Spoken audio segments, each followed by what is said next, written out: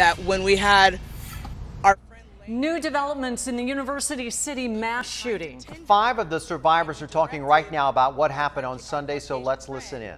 not to aid the black woman on the ground, it leads you to believe that there's something at play here greater than just random, a random act. As victims of it, how does that change how you feel about it? No, his motive might have been racial. It does not change our feelings about it because that was the initial feeling we all had. At no point in time did it cross my mind that we weren't targeted because of the group that we are. At no point in time, because there are multiple people within that pool, probably closer to him than us were 2 women suntanning outside. They were as easy of a target to his as we, immediate left. Yeah. Yes, 2 Caucasian women tanning to on his their left. stomachs, immediately way closer than any of us were. Yes, sir. I do. I think that we have to acknowledge that there is implicit bias. You know. Is that my phone? Okay, sorry. 2 women tanning to him. 10 feet, ma'am. And how far away was your group? 20 feet. So he had 2 women to his left, about 10 feet. We were directly in front of him, about 20 feet. As mentioned before, inviting him to come and share food and drinks with us. We were very cordial, very inviting. We spoke with other groups that were around the pool that day. We're just a very happy group of people, very loving, and it just happened that it was predominantly an ethnic party in the sense that there's a majority of us are black and Hispanic. You know, everyone's welcome though. You know, that wasn't the question here, but I think we have to recognize the fact of the matter that she was instructed not to render aid, and then shortly after was told that she was allowed to leave, and our other friend, who happens to not be black as well or Hispanic as well, was allowed to leave. You know, 2 women were pardoned. Shane Harris said that he is calling on San Diego police to investigate this further, and he says he understands that this guy is dead, it should be over, but he wants them to investigate it further, whether it was racially motivated closure. Is that what you would like? Absolutely, ma'am. I think we have to dive into this. It's something that's so sensitive, and I think it's something that people don't want to acknowledge because it's a very ugly truth. But the problem, looking at the hate crime laws, they require a statement or a quote or something that a victim heard for it to be identified as a hate crime. But when you look at the facts, whether those words were stated or not, whether obscenity was said, whether he said something directly to someone in our party, I think it's very hard to deny the fact that our group was chosen that day, and it's very hard to look past the makeup of what our group was. Within our party, yes.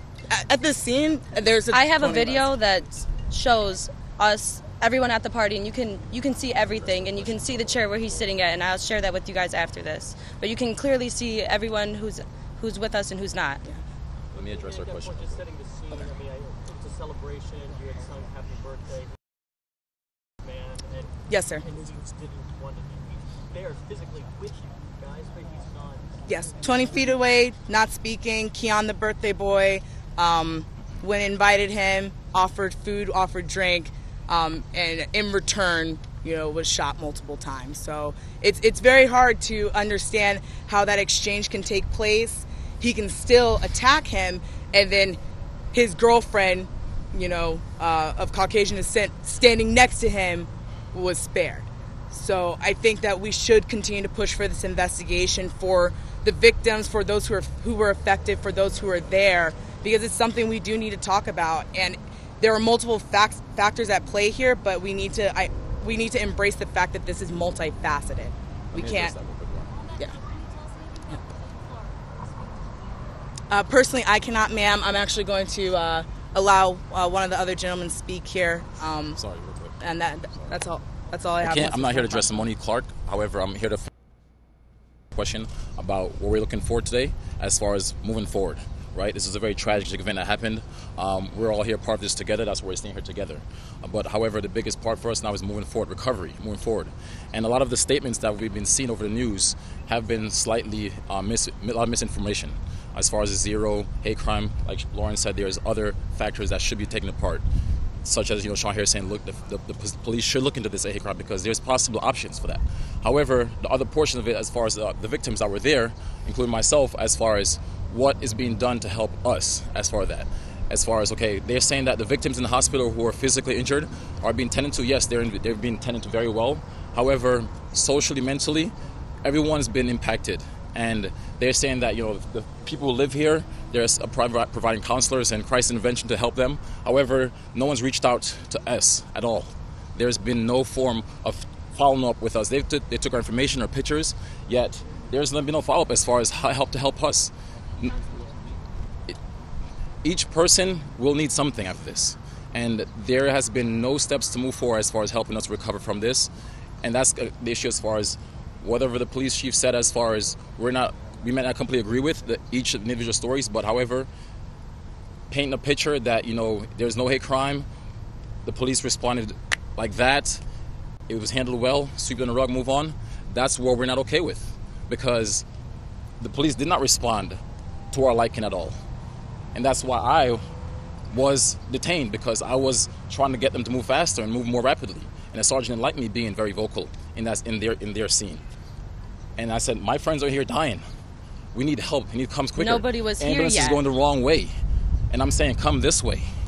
Okay? So that's the issue we're talking about. Like, they spoke very well about the job they've done. Don't get me wrong. They've done an amazing job. However, we felt things could have gone a little bit more smooth, a little bit more rapidly, a little bit quicker. They need to know if anything like this happens, because it was not done correctly. The people that were there, our friends here carried out our friends here to put them in ambulance in cars before the ambulance came. We responded to them quicker than the police came, and so it's just moving forward. We're just trying to make sure that tend to everyone involved, right? Get the correct information out, but also help everyone move forward. We understand the public needs to understand that the police are on top of things, doing a great job. We understand that there's politics involved in everything. However, there's the real truth to some things, and that's the side that we haven't been able to communicate, because we chose that we want to be together through this for our friends as they recover. That's more important. But at a time after you see the media saying this, we have to say, hold on a minute, this is not okay, this is not right, we need to say something. And that's why we're here. All of you were questioned by police that night? Everyone was questioned, but everyone's questioned. A lot of folks, I can't speak for everyone, but a lot of folks felt their story was not heard appropriately or wasn't communicated effectively. Are you planning to meet with? You've been listening to a news conference. These are victims of the UTC pool party mass shooting.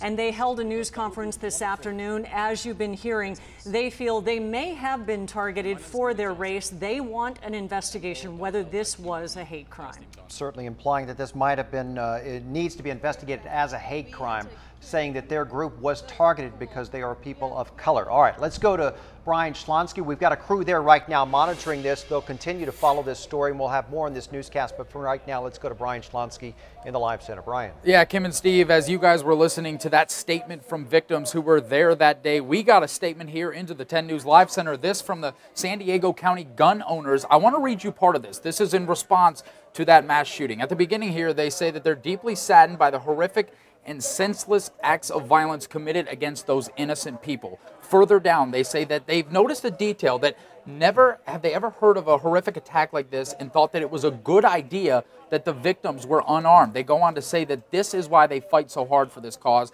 not because they care about guns, but because they care about the people they protect. So here's the big part. In the wake of this horrible tragedy, the gun owners calling on the sheriff to change concealed carry policies, all in the name of public safety. They're saying no more time for political bias, that this needs to happen now. Guys, back to you. Brian, thank you. And again, we have our crew there monitoring that press conference taking place right now. We also have an entire webpage on 10news.com with all the information we've uncovered about the shooting. There's witness video, sound from the victims, background information about the shooter, and a timeline of the attack. And if you would like to help the victims, a GoFundMe page has been set up to help cover their medical and funeral expenses. So far, more than $6,200 has been raised. The goal goal is $100,000. We have posted a link to the GoFundMe page on 10news.com. It's under the red television button. In other news tonight, new information about the San Marcos chiropractor charged with sexually touching at least one patient. And 10 News reporter Rachel Bianco found out there could be more victims. The arrest happened after Dr. John Michaels treated a woman here at this San Marcos Health Center. He doesn't work here anymore, and he's facing a criminal investigation that could put him out of business for good. Dr. John Michaels has chiropractic offices all over North County. He promises gentle, effective pain relief, but two women claim the way he touched them was criminal.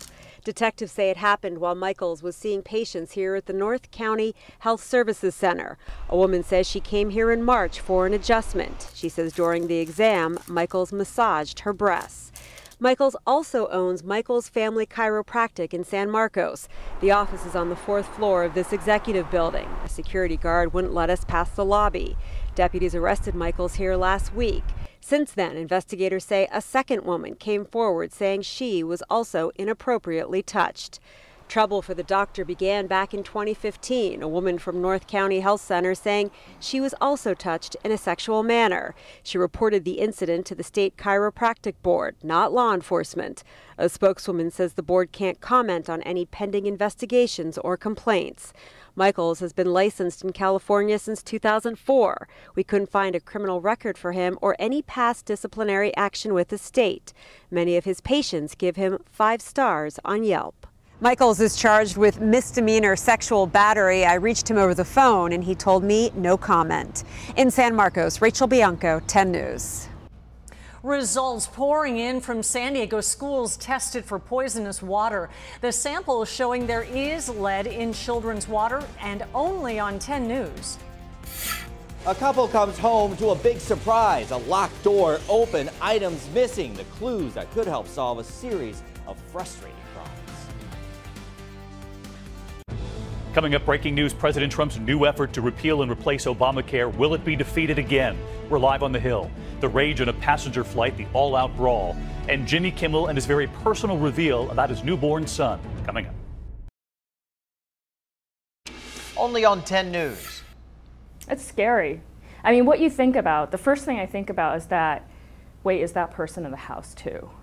In the wake of a string of crimes, an El Cerrito couple comes home to a heartbreaking surprise. Amid the disappointment, a possible break. As 10 News reporter Michael Chen found out, one of the victims thinks that she has seen the intruder before.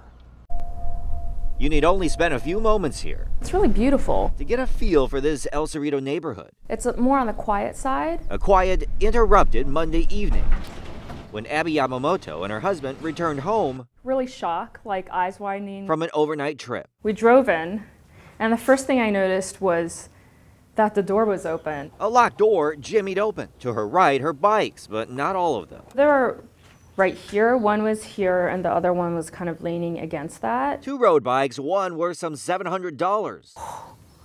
They're gone. No.